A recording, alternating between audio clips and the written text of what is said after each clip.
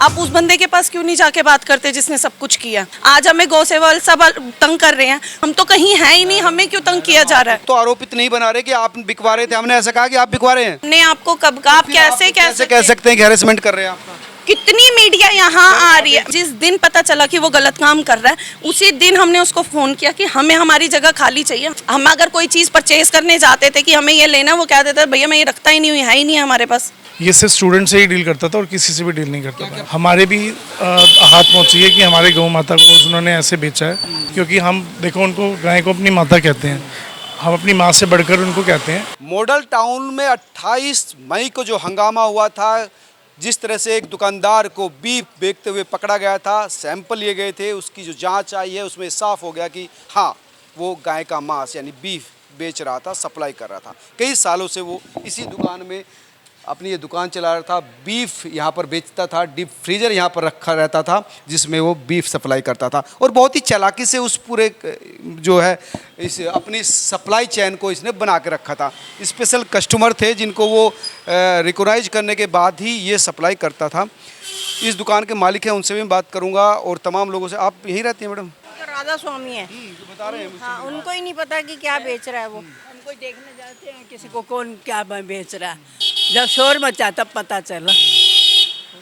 वो कैसे इस पूरे मामले को अंजाम कैसे दे रहा है कि साल ना मकान मालिक को पता है ना पड़ोसियों को पता है, तो वो उसने पूरे कई सालों से चला कर रखा। बात सुनो, मालिक भी क्या देखेगा जाके तू क्या बेच रहा है क्या कर रहा है। ठीक है दुकान खोली तूने, मीट की खोली, एक एक चीज़ कोई देखता थोड़ी है। अब कोई किराएदार भी रखता है, बार बार उनके घर थोड़ी जाके देखता है वो क्या उसकी प्राइवेसी में अलग प्राइवेसी में किसी को क्या। दुकान यहीं पर थी, आप यहीं टेलर का काम था मगर मैं नहीं था उस दिन, मुझे नहीं। उस दिन नहीं थे आप, लेकिन वो जो सप्लाई कर रहा था आपको भी पता नहीं चला? तो मैं क्या उसके दुकान में क्या करने जाऊंगा, मेरा कौन सा काम है? नहीं, जैसे वो कस्टमर आते होंगे तो उससे तो रात को दुकान खोलता था, 5-6 बजे खोलता था, जब हम लोग चले जाते थे तब क्या मालूम क्या बैठता था। कौन थे वो लोग जो उससे बीफ खरीदते थे और कौन खरीदेगा, वही आते ही थे। उसकी मणिपुर की दुकान थी तो स्टूडेंट ही तो आएंगे यहाँ पे, बाकी और कौन आएगा? यहाँ के लोकल आदमी जाते ही नहीं थे ज़्यादातर। अब जो मकान मालिक है जिनकी मकान थी उनसे भी हम बात करेंगे, उनसे जानकारी करेंगे कि वो किस तरह। आ जाइए एक बार इधर का। ये कितने दिन से था आपकी दुकान में? सिर्फ लॉकडाउन के बाद ही आया था हमारे पास। 2020 के आसपास आया था। अच्छा, तो इसने क्या कहा था आपसे कि दुकान किराए पर लेने से? इसने कहा था ग्रॉसरी का नॉर्मल काम करना है। पहले इसका कज़न काम करता था तो भी इसी दुकान में? हाँ, इसके साथ वाली दुकान पे वो काम करते थे जहाँ पर टेलर बैठा है वो? हाँ, उसके साथ में। तो वो कह रहे कि हमने ग्रॉसरी का ही काम करना है, तो हमने कहा कर लीजिए, कोई इशू नहीं है। तो वो बीच में वो क्या बेच रहे थे हमें भी नहीं पता था। अब वो सजन भी हो सकता है बेच रहा हो, कह नहीं सकते। अब वो क्या बेच रहे थे, वो तो नहीं थे, वो तो बहुत शरीफ था तभी। पहला वाला ठीक। हाँ, तभी इस वजह से इनको दी थी कि चलो वो शरीफ है, उनको कोई प्रॉब्लम हो गई थी तो वो यहाँ से चले गए थे, तो इनको दे दी थी। मतलब इसका कैसे रहता था रूटीन? कौशिक इनक्लेव में रहता था, यहाँ पे नहीं रहता था, कौशिक इनक्लेव में रहता था। तो किस तरह से, मतलब आपको पता ही नहीं चला बिल्कुल भी, या कभी शक हुआ इस पर? ऐसा शक होता। सर मैं इनकी वाइफ हूँ, मैं आपको एक मेन चीज़ बताना चाहती हूँ। आप मुझे एक चीज़ बताओ, हम ऑनर हैं, आप किसी को अगर रेंट पे कोई चीज़ दे रहे हो, आपको पता है अंदर उसके प्राइवेट परमिसेस में वो क्या कर रहा है क्या नहीं कर रहा। आप अगर किसी से रेंट पे चीज़ बाय करते हो, हमें अथॉरिटी नहीं होती अंदर जाने की। First thing. सेकंड थिंग, चीज़ खाली हो चुकी है, स्पेस एम्प्टी है, आप उस बंदे के पास क्यों नहीं जाके बात करते जिसने सब कुछ किया? आप हमें क्यों टॉर्चर कर रहे हो? टॉर्चर नहीं कर मैडम, मैं मीडिया को ब्लेम नहीं करती। अदर थिंग्स, डेली मीडिया आ रही है, पुलिस ने हमें अथॉरिटी दी खाली करवाने की, आज हमें गौ सेवा वाले सब तंग कर रहे हैं। कोई भी उस एड्रेस पे क्यों नहीं जा रहा जिसने सब कुछ किया? कोई वहाँ जाके उससे क्यों नहीं पूछ रहा कि तूने ये सब कुछ क्यों किया? हम तो कहीं हैं ही नहीं, हमें क्यों तंग किया जा रहा है? कोई तंग नहीं, हमारी तरफ से आपको कोई परेशानी आई? मैं मीडिया का नाम नहीं ले रही हूँ पर्टिकुलर कि मीडिया हमें तंग कर रही है। मीडिया में से आप एक आंसर कीजिए कि आप मीडिया में से कोई एक चैनल भी गया उनके एड्रेस पे? हम जाने की कोशिश करेंगे मैडम। मैं इसमें आपको एड्रेस देती हूँ, इन्होंने भी मैं मुझे आपको एड्रेस देती हूँ, आप उससे पूछो। जो कहते हैं ना, जो कल्प्रिट है, जिसने गलत किया है, उससे पूछना चाहिए ना। सवाल तो उससे सवाल करना उससे चाहिए। पूछना सवाल तो हमसे करने का मतलब ही नहीं है। सवाल अगर मैंने गलती की है तो आप मेरे से। परेशान हो रहे हैं, हमें कोई नहीं समझ रहा इस टाइम पे। हमने उसको जगह दी हुई थी, हमें जिस दिन पता चला कि वो गलत काम कर रहा है उसी दिन हमने उसको फ़ोन किया कि हमें हमारी जगह खाली चाहिए, हमें कंटिन्यू नहीं करना। आपने हमसे झूठ बोला, हमसे छुपाया, आपने गलत काम किया। रिपोर्ट पॉजिटिव है नेगेटिव है हमें नहीं पता, कोई कह रहा है पॉजिटिव है, पॉजिटिव है, पॉजिटिव सर, है। मैं हम नाम नहीं ले सकती, हमें कितने बड़े बंदे ने कहा रिपोर्ट नेगेटिव है, तभी हमने ये स्टेप लिया ना कि खाली करवा लिया कि चलो जी नेगेटिव है। आपने रिपोर्ट देखी है? बीफ मिला है, एक 3 सैंपल थे ना, 3 में से एक सैंपल में बीफ रिपोर्ट बना देखी है। है? नहीं, मैंने रिपोर्ट नहीं देखी, लेकिन आप अगर अब कहेंगे कल हमने एक रिपोर्ट देखी है, उसमें तो ये भी आया दुकान सील हो गई है।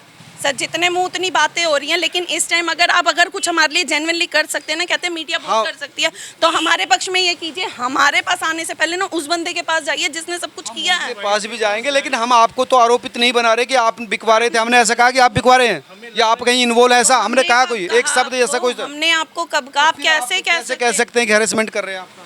कितनी मीडिया यहाँ आ रही है, मैंने पर्टिकुलर कहा हम एक होता है क्राइम लोकेशन, क्राइम सीन, वहाँ पर जाना पड़ता है। अब वहाँ पर किसी का घर भी हो सकता है, दुकान भी हो सकता है। वही तो मैं आपको कह रही हूँ कि आप वहाँ भी जाइए। मैंने आपको यही चीज कही ना कि एड्रेस मैं देती हूँ आपको, एक बार आप कितने वहाँ सालों भी से जाइए। था? 3-4 साल? 3-4 सालों से था आपको पता नहीं चला ये? सर, हमें नहीं पता लगा। हमें जिस दिन पता चला हमने उसी दिन बोल दिया कि हमें खाली करवाना है। या तो अगर हम उसके सपोर्ट में होते ना, अभी भी दुकान खाली नहीं हुई होती, हमने खाली करवाई ना दुकान। 28 तारीख को यहाँ पर लफड़ा हुआ, तो हाँ, 28 उसके को बाद हमने उसको खाली के लिए बोल दिया था। पहले पुलिस वालों के पास चाबी थी, उसके बाद उन्होंने खाली के लिए बोल दिया था, तो खाली हो गई शॉप। कैसे वो सफलाई कैसे? उसके रेगुलर कस्टमर भी थे सर सुनने हमें में। कुछ नहीं पता। किसी दुकानदार अगर दुकान के अंदर क्या कर रहा है वो हमें नहीं पता होता। मैं अगर किसी को मकान दे दूंगी, उस मकान के अंदर क्या हो रहा है वो हमें नहीं पता होता। पर्सनल जाना आना दुकान में जाना नहीं होता। नहीं होता था। हम अगर जाने लगते तो वो बाहर से ही मना कर देता था, हमारे पास सामान नहीं है ये वाला। मालिक को भी? हाँ जी, हम अगर कोई चीज़ परचेज करने जाते थे कि हमें ये लेना, वो कह देता भैया मैं ये रखता ही नहीं हूँ, है ही नहीं है हमारे पास। भाई हमने ही जाना छोड़ दिया था कि जब हमारे पास तो ऐसे स्थिति में थोड़ा शक नहीं हुआ आपके कि ये अजीब तरह का बिहेव कर रहा है? सर हमें हुआ ही नहीं, हुआ होता तो पहले ही एक्शन ले लिया गया होता ना। कभी शक नहीं हुआ कि ये समीर आपको सामान की मना कर रहा है? देखो, सामान के लिए मना कर रहा है, वो उसकी कुछ भी रीज़न हो सकता है।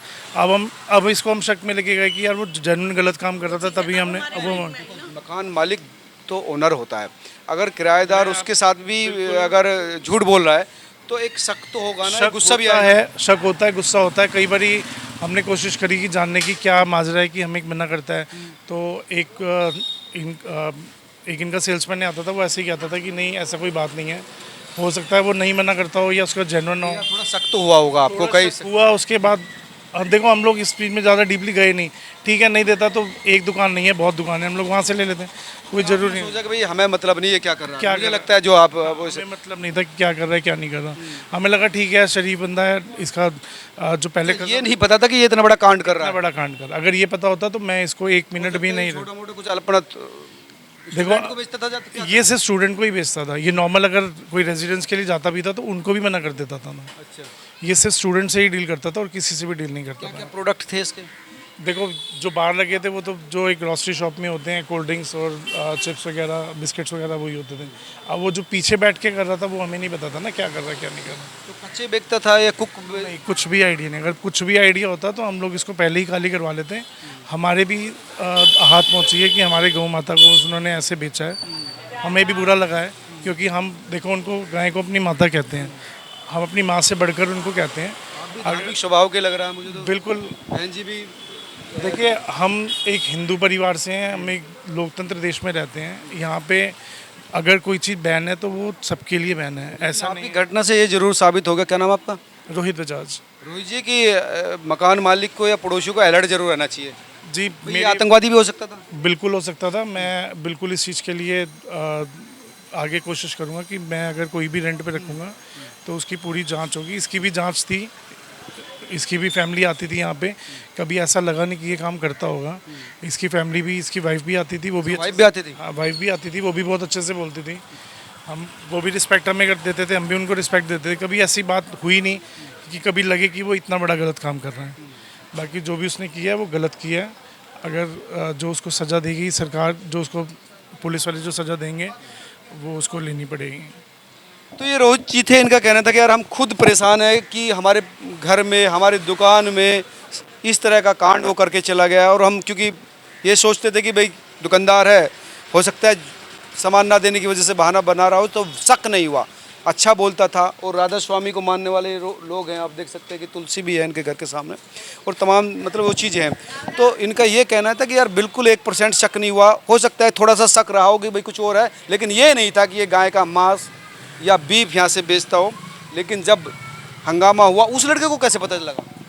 सर देखिए वो कैसे क्या है वो तो मुझे नहीं पता, मैं अभी उसको नहीं जानता हूँ। वो भी जब आया तो मैं नहीं जानता हूँ जो लड़का था सिमर, तो उसने अब कैसे उसको पहचाना क्या नहीं है, मुझे इस बारे में कुछ जानकारी नहीं है। लेकिन ये चाहते हैं सख्त कार्रवाई उस पर होनी चाहिए। अगर गलती की है तो अगर देखो जो गलती की है तो कार्रवाई तो होनी चाहिए उस पर। यहाँ पर इस एरिया में क्या कौन कौन से लोग रहते हैं, कहाँ के ऐसा नहीं है, यहाँ पे सभी रहते हैं बेसिकली। ये जब इंडिया पाकिस्तान अलग हुआ था तब कॉलोनी बसी थी, कुछ तबके हैं, हम लोग तबके हैं, कुछ जा चुके हैं यहाँ से, कुछ नए आ गए हैं, ऐसा कुछ नहीं। पाकिस्तान आपके पेरेंट्स भी उधर? हाँ जी, पाकिस्तान से था। धन्यवाद। तो ये समझ सकते हैं कि अब ये भी कह रहे हैं कि यार हम भी इस समय पीड़ित हैं, क्योंकि लोग हमें आगे परेशान कर रहे हैं, हमसे सवाल पूछ रहे हैं और हमारी गलती इतनी है कि हमने उसको किराए पे दिया था। अब किराए का जो स्पेस था वो खाली भी करवा लिया है इन्होंने। आइए मैं दिखा देता हूँ आपको, ये बिल्कुल खाली करवा लिया। ये कह रहे हैं कि उसी दिन हमने इसको खाली करवा लिया था ये बिल्कुल। और ये यहाँ पर एक लोकेलिटी है, यहाँ पर छोटे छोटे दुकानदार हैं, जो खाने पीने की दुकान है, दर्जी की दुकान है और तमाम जो चीज़ें हैं वो सब चीज़ें यहाँ पर हो रही है।